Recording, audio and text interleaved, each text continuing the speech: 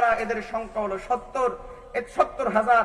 এদের বৈশিষ্ট্য কি? এদের বৈশিষ্ট্য হলো শরীরকে কষ্ট দিয়ে এরা চিকিৎসা গ্রহণ করে না, অবৈধ উপায়ে শিরকের মন্ত্র দিয়ে ঝাড়ফুঁক করে না।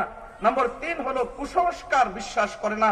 নম্বর 4 হলো এরা আল্লাহর উপর তাওয়াক্কুল রাখে। এই 70,000 লোক বিনা হিসাবে জান্নাতে যাবে, আর এদের কোনো হিসাব হবে না। বিপরীতে আরেক শ্রেণীর লোক, এদেরকে বিনা হিসাবে জাহান্নাম দেওয়া হবে। বিনা হিসাবে যাদেরকে জাহান্নাম দেওয়া হবে তাদের ব্যাপারে আল্লাহ বলেন, ফালা নুকিমু লাহুম ইয়াউমাল কিয়ামাতি ওয়াজনা, কিয়ামতের দিন আমি তাদের জন্য মিজানের পাল্লা স্থাপন করব না। এরা কারা? এরা হলো ওই সমস্ত লোক যাদের আমলনামায় কুফর এবং শিরিক পাওয়া যাবে, যারা পরিচয় অমুসলিম, ইহুদি, খ্রিস্টান, হিন্দু, তাদেরকে নিয়ে আমার মাথা ব্যথা নাই, কিন্তু যারা মুসলমান, কিন্তু তাদেরকে নিয়ে আমার মাথা ব্যথা আছে। কিছু মুসলমান আছে পরিচয় মুসলিম কিন্তু আল্লাহর কাছে মুসলিম। তারা কারা? এরা হলো 4 ভাবে হয়।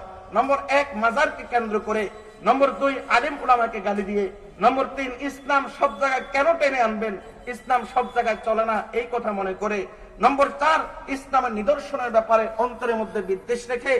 এই 4 শ্রেণীর লোক মুসলমান হওয়ার পরেও অমুসলিম আল্লাহর কাছে, এরা বিনা হিসাবে জাহান্নামে চলে যাবে। জাহান্নামে ঢুকার জায়গা পাবে, বের হওয়ার জায়গা পাবে না। এছাড়াও বাকি সকলেরই হিসাব নিকাশ, তাদেরকে মিজানের পাল্লাতে তাদের আমল ওজন করা হবে অথবা ব্যক্তিকে ওজন করা হবে। যদি ব্যক্তিকে ওজন করা হয় তাহলে এটা আলামত হলো আল্লাহ তার সাথে সহজ আচরণ করতে চান। তারা কারা? আমরা কোরআন সুন্নাতে পাই একটা আমল, যে আমল বেশি করলে আল্লাহ ব্যক্তিকে ওজন করবেন, সে আমলটা হলো দুরূদ শরীফ। আল্লাহ যেগুলো বলেছে আমাদেরকে আমল করার তৌফিক দান করুন। আসসালামু আলাইকুম।